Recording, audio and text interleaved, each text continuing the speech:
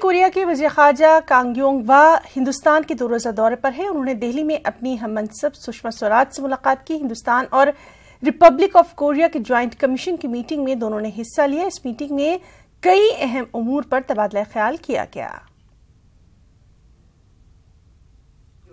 Of the remarkable achievements in our bilateral relations this year. And I trust that follow-up measures on all agenda items we discussed will be carried out expeditiously by the relevant government offices and related agencies on our two sides.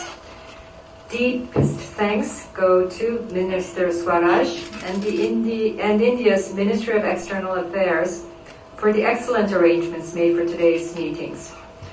2018 has been a very good year for our bilateral ties, and I am very confident that the new year